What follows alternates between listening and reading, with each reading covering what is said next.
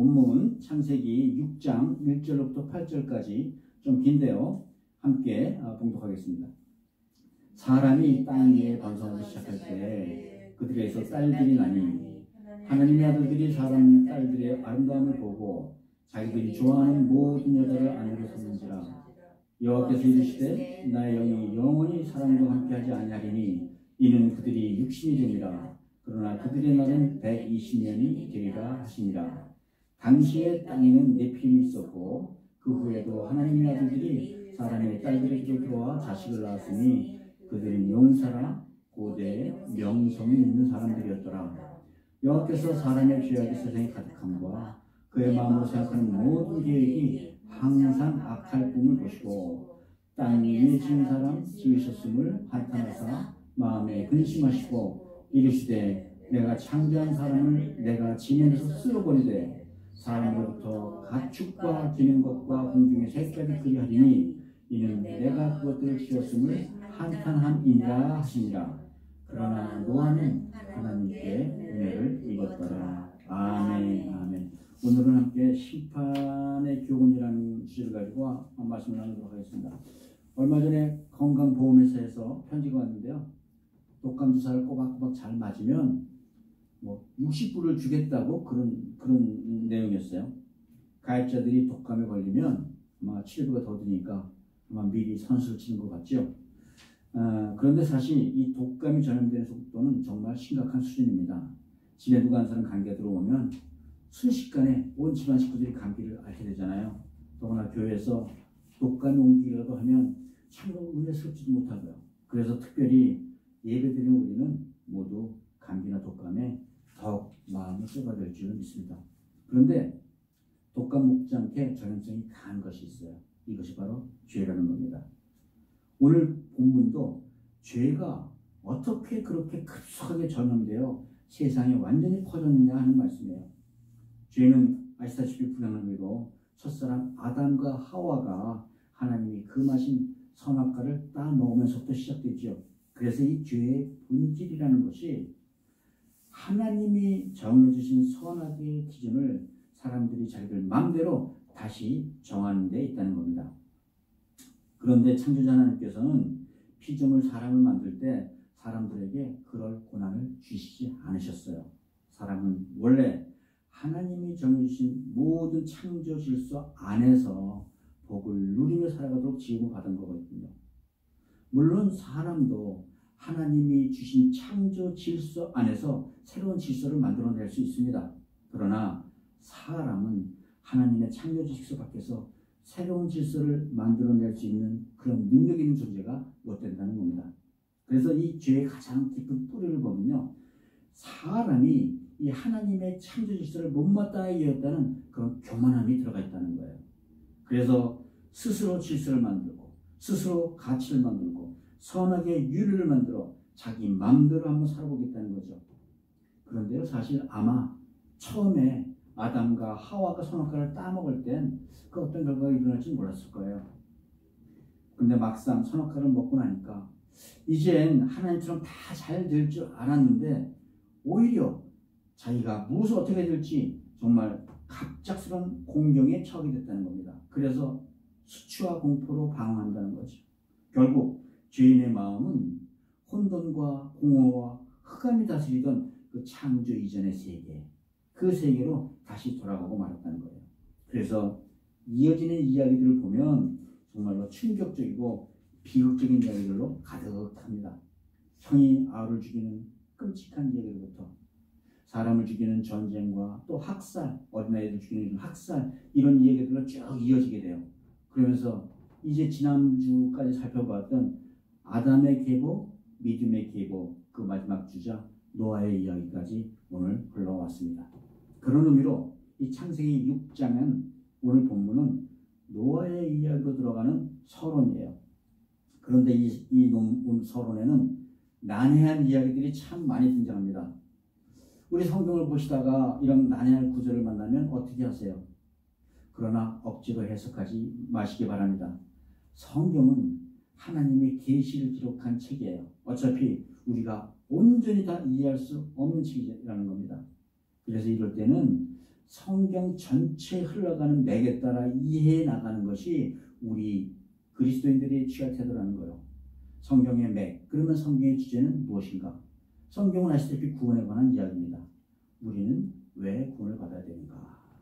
우리는 죄인으로 태어났고 그 죄로부터는 벗어날 길이 없었기 때문에 하나님께서 구원하시기로 결정하셨고 그 구원의 큰 흐름이 창세기부터 시작해서 요한계시록까지 흘러가는 것. 이것이 바로 성경의 맥, 성경의 큰 줄기가 되는 거죠. 그래서 아무리 난해한 성경 이야기를 만나더라도 그 맥에 따라 해석해 나가는 것이 가장 합당한 해석인 줄 믿습니다. 그 맥 중에 오늘은 하나님께서 타락한 인간들에게 심판을 내리시는 노아의 홍수 사건이 등장해요. 노아의 홍수 사건은 사실은 하나님의 심판과 구원이 동시에 이루어진 사건이에요. 오늘은 먼저 순서대로 타락한 인간이 받은 홍수 심판이 주는 그 교훈에 대해서 말씀을 나누도록 하겠습니다. 첫째, 심판의 배경은 무엇인가? 사람이 이렇게 타락하게 된 배경이 있었다는 겁니다. 당시에는 가인의 후손들이 세상을 호령하던 그런 시대던 만큼 믿음의 자손들은 날이 갈수록 줄어들었겠죠. 그러나 한 700년 정도를 장수하다 보니까 자손을 많이 낳았어요. 인구가 참 많이 증가됐다는 겁니다. 그래서 이를 1절에서는 이렇게 말해요. 사람이 땅에 번성하기 시작할 때 그들에게서 딸들이 나니. 이미 하나님께서는 무드셀라를 통해서 세상에 하나님의 심판이 있을 거라는 경고를 하셨잖아요. 그럼에도 불구하고 세상에 번성한 사람들은 하나님의 경고에 귀를 기울이지 않습니다. 예수님께서도 마태복음에서 당시의 상황을 이렇게 말씀하세요.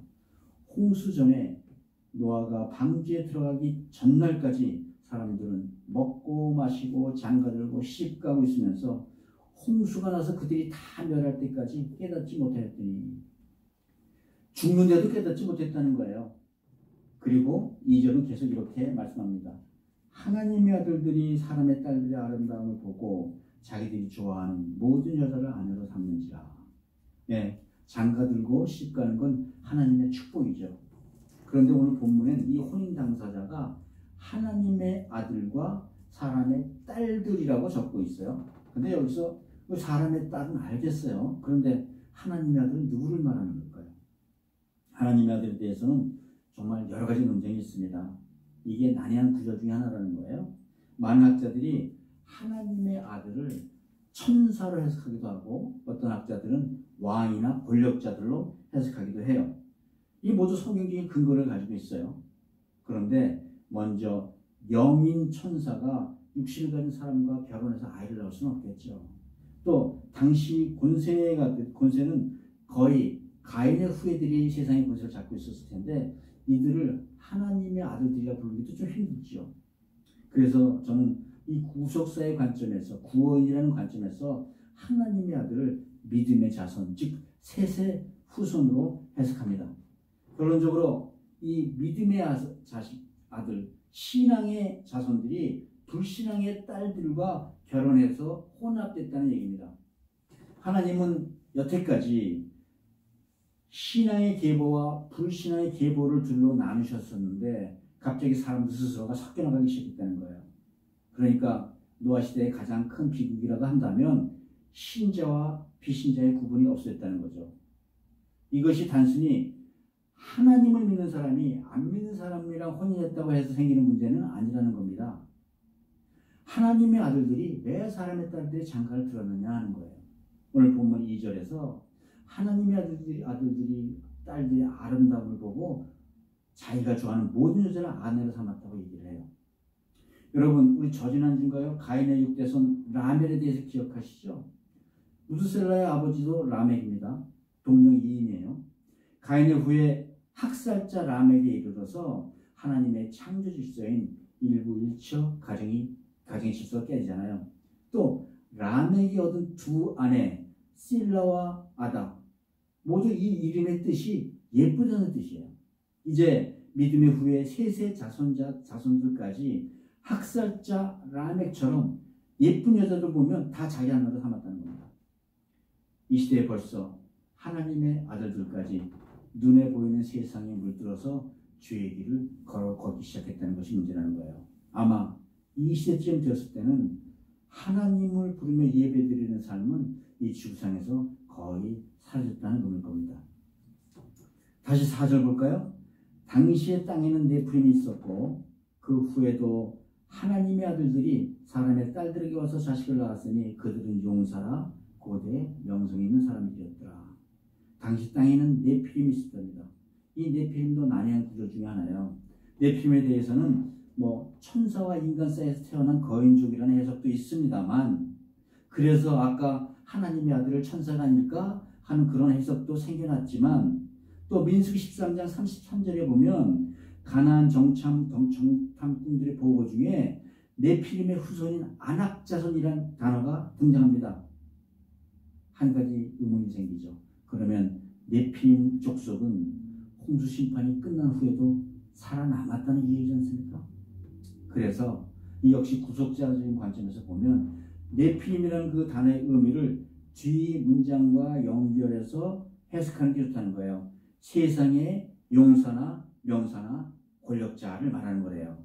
그래서 본문은 당시에 하나님 아들들과 사람의 딸들이 혼인하여 자식들을 네피림 같은 명사나 용사나 권력자로 키웠다는 겁니다. 그러니까 이는 결국 당시의 혼인 풍속도에 관한 이야기예요. 그런데 이 혼인 풍속도가 하나님 보시기에 안 좋았다는 거예요. 그런데 이 혼인 풍속도는 지금 우리들의 혼인 풍속도와 무엇이 다릅니까? 여러분들도 자식을 낳으면 그 자녀들을 세상의 명사나 용사나 권력자로 키우는 게 우리 꿈 아니었나요? 그저 자식을 낳아도 이름도 없이 빚도 없이 그렇게 키우고 그렇게 살아가도록 하는 건 우리 꿈이 아니었잖아요. 우리 역시 마찬가지로, 그때와 마찬가지로 우리의 자녀들이 세상의 용사와 명사와 권력자로 자라기를 바라고 있다는 거예요. 세상은 이거를 능력이라고 말하고 또 우리는 이걸 꿈이라고 하면서 주님께 기도 제목으로 올리기까지 한다는 말입니다. 그런데요, 하나님께서는 오늘 본문을 통해서 이렇게 자녀들을 낳는 것이 하나님의 목적이 아니라고 말씀하시는 거예요. 세상은 명사나 용사나 권력자들을 위해서 더 좋아지지 않는다는 거예요. 그들 때문에 죄를 더 쌓아간다는 거예요. 믿음의 후손들까지 그럴수록 죄악된 세상은 더 타락하게 할 것이고 결국은 심판의 지경에 이르게 된다는 것입니다. 그렇지 않겠어요? 인간의 우리 역사가 증명해 오잖아요. 육신의 정욕과 안목의 정욕과 이생의 자랑거리가 인생의 목적이 된 사람들이 어떻게 이 세상을 더 좋은 세상으로 만들어가겠어요? 자기가 더 좋아지기 위해서 세상을 더 헐뜯지 않겠어요? 그런데 또 어떻게 해서 이 세상이 좋아졌다고 칩시다. 천국처럼 좋아졌다고 칩시다. 그렇다면 이 좋아진 세상에서 사람들에게 하나님이나 천국이 어떤 의미를 주겠냐는 거예요. 그러므로 우리 인생의 목적은 첫째도 둘째도 하나님의 생명책에 기록된 것인 줄 믿기 바랍니다. 아멘. 다시 3절로 돌아볼까요? 믿음의 후예들까지 타락하자 하나님은 그런 인간을 보시면서 결단을 하세요. 3절을 함께 읽겠습니다. 여호와께서 이르시되 나의 영이 영원히 사람과 함께하지 아니하니 이는 그들이 육신이 됨이라. 그러나 그들의 날은 120년이 되리라 하시니라. 아멘. 이제 하나님의 영이 사람을 떠나기로 결단하셨다는 거예요. 더 이상 인간이 사람의 형상을 지탱할 수 없는 존재까지 타락을 하자 하나님께서 같이 하실 수가 없었던 거예요. 여러분 기억하세요. 하나님은 거룩하신 분, 세상과 구별된 거룩하신 분입니다. 그래서 하나님은 믿는 자들에게 가장 먼저 하시는 요구가 이거예요. 나 여호와가 거룩하니 너희도 거룩하라. 하나님께서 요구하시는 게 너희는 행복해라, 너희는 성공해라, 너희는 건강해라, 돈 많이 벌어라, 너희는 이뻐져라 하는 것이 아니고 이 세상 따라가지 말고 하나님의 백성으로 하나님을 바라보면서 세상과 구별되게 사는 것이 그것이 첫째라는 겁니다. 그러지 못하면 더 이상 나의 영을 부어주지 않으리라. 왜냐하면 이제는 그냥 육체가 되어버렸기 때문이라는 거죠. 여러분, 그런데 이 표현이 무슨 표현인가 잘 생각해 보세요. 그들이 육신이 됨이라. 사람에게서 하나님의 영이 떠나면 사람은 소나 돼지 같은 고깃덩어리나 마찬가지라는 거예요. 더 이상 사람은 영적이고 거룩하고 영원히 사는 존재가 될 수 없다는 겁니다. 쉽게 말해서 사람들이 이제 짐승과 다름없이 그저 들 짐승처럼 살다가 죽는 그런 존재가 되고 말았다는 얘기입니다. 여러분, 사람들에게서 하나님의 영이 떠나기로 하나님께서 언제 결단하셨다는 거예요? 하나님의 아들들이 보이지 않는 하나님의 약속보다 보이는 세상의 아름다움에 빠지기 시작했을 때, 또 하나님의 아들들이 하나님이 세우신 질서보다 사람의 질서로 따라 살기 시작했을 때 하나님께서는 사람을 향하여 육신이 되었다 하고 선언하시는 줄 믿으시기 바랍니다. 이제 저와 여러분 앞에 묻지요. 여러분은 하나님 앞에서 육신입니까? 아니면 하나님의 아들입니까? 이 본문이 오늘 저와 여러분들에게 던지는 하나님의 질문인 줄 믿으시기 바랍니다. 사랑하는 성도 여러분, 노아 홍수 전에도 정수나 지금도 우리의 삶은 크게 변하지 않는다는 거예요. 하나님이 세우신 질서 밖에는 언제나 혼돈과 공허와 흑암만이 자리한다는 걸 기억하시라는 거예요. 하나님의 창조 질서 안에 머물 때만 태초부터 나에게 준비하셨던 하나님의 축복을 누리는 줄 믿습니다. 아멘. 우리 모두 언제나 하나님의 영, 성령님과 함께 살아가시는 축복이 임하시기를 주의 이름으로 축복드립니다. 아멘. 둘째가 오늘 성경 말씀을 들여다보면 하나님의 심판에도 성경적인 영적인 원리가 있다는 거예요. 심판의 원리는 무엇이냐? 우리는 보통 하나님을 우리를 너무너무 사랑해서 당신의 독생자까지 제물 삼아주신 사랑의 하나님으로 기억하지요. 그래서 우리는 보통 하나님을 사랑과 은혜의 하나님으로만 믿고 싶어합니다. 그러나 하나님의 성품의 대표적인 것이 바로 공의와 사랑의 하나님이시라는 거예요. 하나님은 공의와 사랑의 하나님이시지 믿으시기 바랍니다. 사실 하나님께서는 예수님을 아들 십자가에 죽게 하신 이유도 우리의 죄를 십자가에서 심판하셨다는 거예요. 공의란 이렇게 꼭 심판하시는 것이 있었다면 공평해지는 의가 된다는 것이죠. 공의 하나님이란 그래서 꼭 죄인을 심판하시는 우리 공평하신 하나님을 말하는 줄 기억하시기 바랍니다. 하나님은 우리를 다스리는 왕이시기 때문에 우리 심판이 없이는 이런 공공의 의를 일어나갈 수가 없어요. 만약 누가 범죄했는데 그 죄를 심판하지 않는다면 어떻게 질서가 일어나갈 수가 있습니까? 그래서 심판의 첫 번째 원리는 하나님은 죄를 꼭 심판하신다는 겁니다. 오늘 본문도 노아의 홍수가 임하게 된 배경과 원인을 통해서 심판에 대해서 말씀하시는 거예요. 자, 3절 후반 다시 볼게요. 이는 그들이 육신이 됨이라. 그러나 그들의 날은 120년이 되리라. 심판의 두 번째 원리는 하나님께서 심판하기 전에 오래 참아주신다는 겁니다. 오늘 본문 3절은 하나님의 영이 떠나 육신이 된 사람도 즉시 심판하지 않으시고 120년을 기다려주셨다는 거예요. 물론 여기 나오는 120년에는 몇 가지의 의미가 있어요. 먼저 홍수 이후부터 사람의 수명을 이제는 900살 정도에서부터 120살 정도로 점층적으로 줄여가시겠다는 그 의미고요. 또 이때가 하나님께서 노아에게 방주를 지으라고 명령하신 해라는 거예요. 이때가 노아가 480살이 되던 해거든요. 그래서 120년을 더 기다려 주시다가 노아가 600살 되던 해 홍수가 터졌다는 거죠. 즉 하나님께서는 세상을 향하여 120년 세월을 기다려 주신 후에 심판하셨다는 거예요. 하나님은 출애굽기 34장 6절에 보니까 자기 스스로에 대해서 이렇게 말씀하세요. 여호와라 여호와라 자비롭고 은혜롭고 노하기를 더디하고 인자와 진실이 많은 하나님이라. 여러분, 이렇게 오래 참으신 하나님이 저와 여러분들에게 얼마나 좋으신 하나님인지 알아야 된다는 거예요.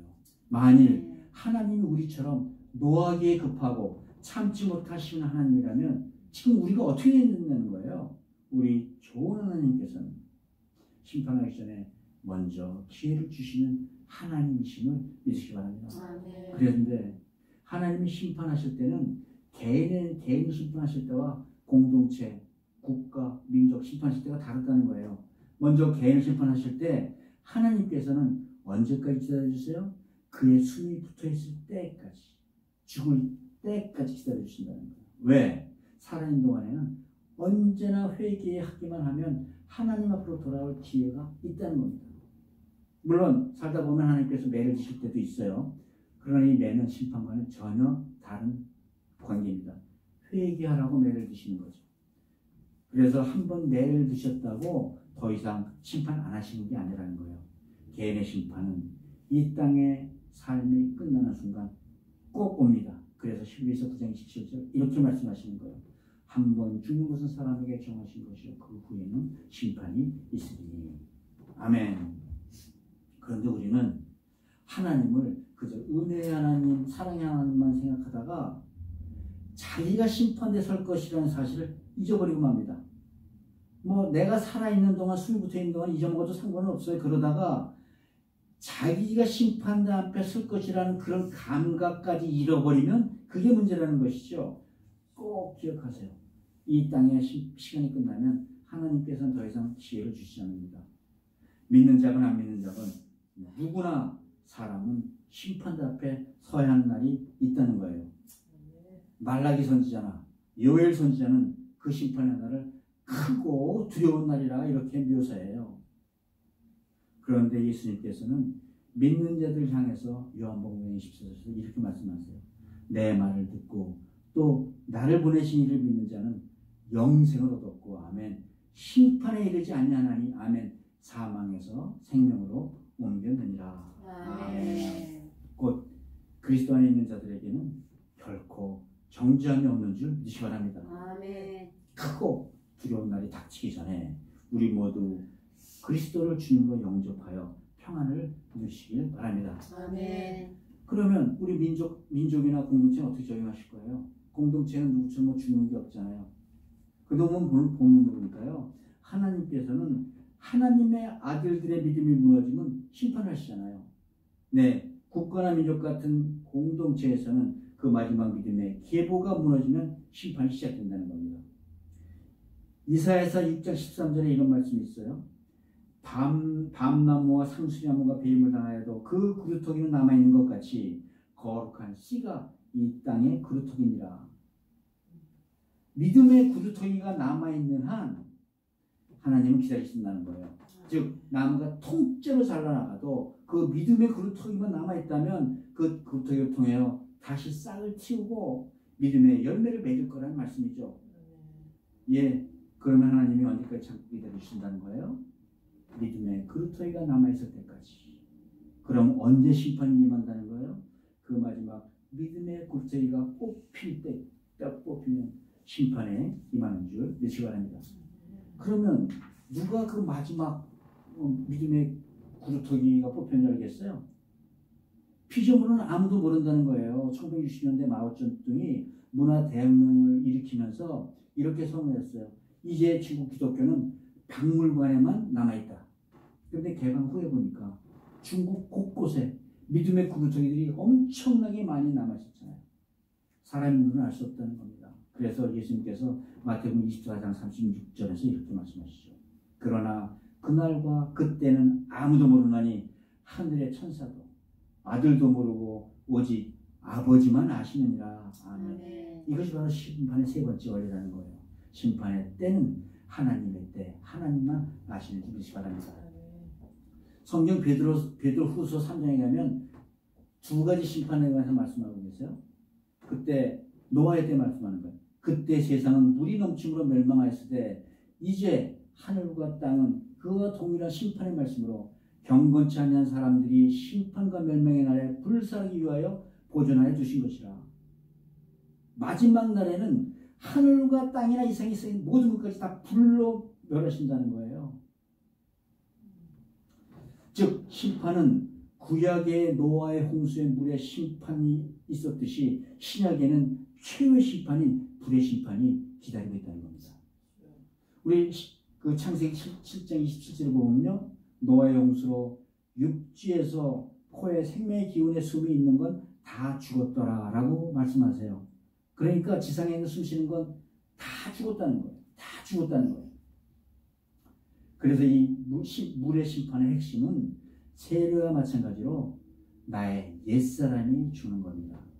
우리 주 예수 그리스도를 마음에 주로 영접하면 내 옛사람이 그리스도와 함께 십자가에 못 박혀 죽었다는 거예요. 그러나 최후의 심판인 불의 심판의 핵심은 내가 그리스도와 함께 사는 일이라는 거예요. 다니엘서에 보면요, 극렬한 풀무불에 던져진 다니엘 세 친구 이야기가 나옵니다.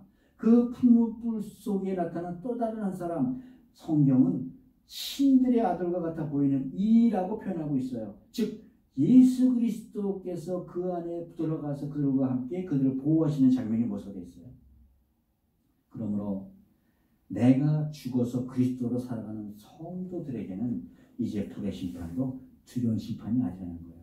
아멘. 오히려 크고 작은 심판마다 내 믿음을 더욱 견고히 할 수 있는 우리 모두가 되시기를 주의 이름으로 축복드립니다. 아멘. 사랑하는 성도 여러분, 심판의 때는 아무도 모르잖아요. 그러나 우리는 요새 곳곳에서 심판의 징조를 보고 있습니다. 말세의 때를 맞아 심판을 모르는 우리 이웃들을 향해 그리스도를 전파하는 우리 모두가 되시기 바랍니다. 아멘. 심판의 징조를 바라보면서 더욱더 믿음을 굳건히 세워가는 우리 모두가 되시기를 주님의 이름으로 축복드립니다. 아멘. 이제 마지막으로 이 심판은 막 하는 게 아니라 심판도 기준이 있었다는 거예요. 인간이 땅에 번성했던 만큼 정빌에서 땅에 세상을 악으로 가득 찼다는 거잖아요. 하나님은 하나님의 아들까지 하나님을 완전히 잃어버리고 죄악이 가득 차자 그때 한탄하셨어요. 5, 6절 보면요, 여호와께서 사람의 죄악이 세상에 가득함과 그 마음으로 생각하는 모든 계획이 항상 악할 뿐이시고 땅 위에 사람을 주셨음을 한탄하시고 마음에 근심하시고 그러고 나서 곧 심판을 결단하시죠. 7절은 함께 있습니다. 이르시되 내가 창조한 사람을 내가 지면에서 쓸어버리되 사람으로부터 가축과 기는 것과 동중의 새까지 그리하리니 이는 내가 그것들을 지었음을 한탄함이라 하신다. 한탄함이라 하신다. 그러면 하나님께서 쓸어버리시기로 심판하시기로 결단하신 그 근거, 심판의 근거는 무엇이었을까요? 우리 2절을 한번 다시 돌아가 보면 하나님의 아들들이 무엇을 기준으로 아내를 선택했다고요? 아름다움을 보고, 즉 눈에 보이는 외모를 기준으로 아내를 선택했다는 거예요. 요새 성형수술이 그렇게 유행하는 이유가 뭐예요? 언제부터가 세상은 외모 지상주의로 변했어요. 예쁘지 않으면 취직도 못 된다면서요. 또 아내 어릴 때 사진을 보고 누구지 몰랐다는 남편도 허다하다면서요. 더 나아가서 자기들이 좋아하는 모든 여자들을 아내를 삼았다. 의미도 너무 폭력적이지 않습니까? 이제 하나님의 아들들도 세상 유행에 따라 자신의 욕정에 따라 움직였다는 거예요. 제가 키르기스탄에 선교 가서 보니까요, 거기 이상 풍습이 아직도 남아있더라고요. 유목민 사회에서는 젊은 여자들 보수산에서 강제로 아내 삼는 그런 풍습이 있는데 그걸 아직도 용납하고 있어요. 마음에 드는 여성이 지나가면 눈독을 들였다가 본인만 쫓아가는 게 아니라 온 가족이 힘을 합쳐 강제로 납치해요. 그리고 또 그렇게 납치된 여자는 그렇게 해서 그들의 가족이 되는 걸 용납해요. 폭력을 써서라도 자신의 가족과 자신의 재산을 지켜나가기, 들여나가기 원했다는 거예요. 이렇게 사람을 선택하는 기준이 뭐였냐면 세상의 기준은 눈에 보이는 기준이었다는 거예요. 그런데 여러분, 하나님께서는 여러분들을 어떻게 보는지 아세요? 사무엘서 16절에 이렇게 말씀하세요. 여호와께서 사무엘에게 이르시되 그의 용모와 키를 보지 말라. 내가 보는 것은 사람과 같지 아니하니 사람은 외모를 보고 보니와 여호와는 중심을 보신다. 아멘. 예, 하나님은 전혀 다른 기준을 가지고 사람을 판단하신다는 겁니다. 밖으로 드러나 보이는 외모나 돈이나 어떤 재능을 가지고 그 사람을 판단한다는 게 아니에요. 하나님 가지신 기준은 오직 한 가지, 그 사람의 중심, 그 내적 가치를 바라보신다는 거예요. 그 사람의 영성, 순종하는 사람이냐 불순종하는 사람이냐, 순간적인 걸 바라보는 사람이냐 영원한 것을 바라보는 사람이냐, 즉 하나님의 존재를 인정하고 믿는 사람이냐 아니냐를 보신다는 거예요. 여러분 이 차이를 아셔야 됩니다. 하나님의 아들들은 세상을 살아가면서도 절대로 놓치지 말아야 될 자기의 기준이 있어야 한다는 거예요. 그래서 고린도후서 4장 17절에 보면 이렇게 얘기해요. 우리가 주목하여 보는 것은 보이는 것이 아니요 보이지 않는 것이. 아멘. 아멘. 보이는 것은 잠깐이요 보이지 않는 것은 영원합니다. 아멘. 하나님의 사람들은 어떤 사람들이냐? 주목하여 보이는 것이 보이지 않는 영의 세계 것이라는 거예요. 보이지 않는 세계, 영적인 세계를 주목하면서 사는 사람들이라는 거예요. 이것이 여러분 영원한 것을 바라보는 하나님의 아들들이 가지고 살아가야 될 방식인 줄 믿으시기 바랍니다. 아멘. 여러분 사실 그런데요, 사람의 딸들에게 이걸 요구할 수 없다는 거예요. 사람의 딸들은 눈에 보이는 세상 기준으로 가지고 사는 건 너무너무 당연한 거라는 거예요. 당연히 이 사람들에게 하나님은 없습니다. 하나님 눈에 보이지 않으니까. 전혀 하나님을 모르는 사람들이 가지고 사는 기준은 오직 눈에 보이는 땅의 기준 이외에는 없을 거 아니에요. 보이지 않는 세계에 대한 인식이 없으니까 당연히 영에 대한 인식이나 감각조차 있을 수가 없죠. 눈에 보이는 기준, 돈 많고 힘 있고 예쁘고 키 크고 좋은 게 좋다는 그런 눈에 보이는 세상이 전부인 거잖아요. 이 기준이 사람의 딸 세상의 사람들이 살아가는 기준이었고 육체적인 기준이었다는 거예요. 그런데요, 이 한 길, 오직 이들이 걸어간 이 한 길이 바로 사망의 길이라는 겁니다. 그런데 그것조차 몰라요. 왜냐고? 이것이 바로 영의 세계의 문제니까. 반면 하나님의 아들들은 어떻습니까? 하나님의 아들은 달라야 한다는 거잖아요. 그렇다면 지금 이 땅에서 하나님의 아들들은 누구를 뜻합니까? 바로 우리 교회를 말하는 거잖아요. 우리 교회를 말하는 거잖아요. 만일 내가 하나님의 아들이라고 고백하는 교회가 세상의 망을 뺏게 되면 무슨 일이 벌어지겠냐는 거예요. 교회가 바로 그 믿음의 그루터기라는 겁니다. 그 그루터기가 뽑히는 때가 바로 심판의 때라는 걸 기억하시기 바랍니다. 그러므로 오늘 이 심판의 말씀이라는 것이 하나님의 아들이라고 고백하는 저와 여러분들과 우리 교회에 대한 메시지라는 겁니다. 모든 심판은 사람의 딸들에게 있질 않아요. 그들은 무엇이 뭔지도 모릅니다. 이 세대에 하나님의 아들이라고 고백하는 우리와 교회에 이 모든 책임이 있다는 걸 기억하시라는 거예요. 저와 여러분, 그런데 우리 교회는 지금 어디에 눈을 고정시키고 있다는 겁니다. 지금 우리의 교회가 먹음직하고 보험직하고 탐스러워 보이는 세상의 마음을 뺏기고 있지 않느냐 하는 거예요. 아름다운 교회 건물, 아름다운 교회 프로그램, 호화스러운 예배에 마음 뺏기고 있는 게 아니냐는 거예요. 세상의 정치가들이, 경제하는 사람들이 타락해서, 아니면 노동자들이 대물을 해서 심판이 오는 게 아니라는 거예요. 그래서 예수님께서는 이 땅에 있는 모든 교회들에게 명령하시는 겁니다. 너희는 먼저 주의 나라와 주의 의를 구하라. 교회가 세상의 마음을 뺏길 때 하나님께서 한탄하시고 새로운 심판을 결단하실 줄 기억하시기 바랍니다. 사랑하는 성도 여러분, 하나님의 심판은 하나님의 아들들이 세상의 마음을 뺏기면서부터 시작해요. 그러나 눈에 보이는 세상은 잠깐이면 지나갑니다. 영원히 살아계신 우리 예수 그리스도께로 돌아오시기 바랍니다. 영원한 하나님의 창조 질서 안에서 영원히 살아계신 우리 예수 그리스도의 품 안에서만 우리가 평강을 누릴 줄 믿으시기 바랍니다. 심판의 때 우리 예수 그리스도 안에 거함으로써 영원한 생명을 누려나가는 우리 모두가 되시기를 주님의 이름으로 축복드립니다. 말씀을 맺겠습니다. 노아의 홍수는 우리 주일학교의 단골 메뉴예요. 주일학교 선생님들이 학생들에게 물어보잖아요. 왜 하나님께서는 홍수 사람들 다 죽이셨을까? 아이들이 이구동성으로 대답하죠. 사람들이 타락했어요. 근데 그 친구들은 타락이 뭔지도 몰라. 맞는 말씀입니다. 그러나 하나님께서는 사람이 타락했다고 다 심판하시는 게 아니라는 거예요.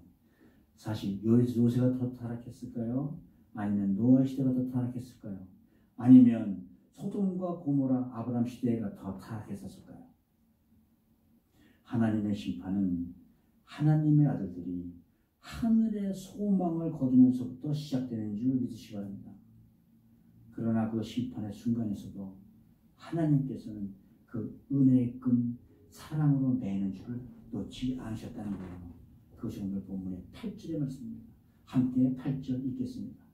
그러나 노아는 여호와께 은혜를 입었더라. 아멘. 아멘. 하나님께서는 하나님을 바라보는 노아를 통해서 새롭게 여자의 후손 메시아의 약속을 이어나가신다는 거예요. 예, 믿음이란 사람의 딸들에게 정신을 뺏기고 사는 이 세상 가운데 살면서도 하나님을 바라보는 겁니다. 아멘. 믿음이란 세상에서 사방에 막혀 우겨쌈을 당하더라도 외의를 쳐다보는 거라는 거예요. 아멘. 하나님의 시선과 인간의 시선이 맞다는 바로 그것에 하나님의 사랑과 은혜가 있다는 사실을 믿으시기 바랍니다. 아멘. 사랑하는 성도 여러분, 저와 여러분들은 땅의 원리로 살아가는 사람들이 아닙니다. 하늘의 원리로 살아가는 사람들이에요. 아멘. 땅을 사는 사람들은, 땅에 위에 사는 하나님의 사는 사람들은, 하나님의 아들로 사는 사람들은 땅을 다스리게 지음받았지 땅에 쫓아게 지음받지 않았다는 거예요. 땅의 마음을 뺏기지 마시기 바랍니다.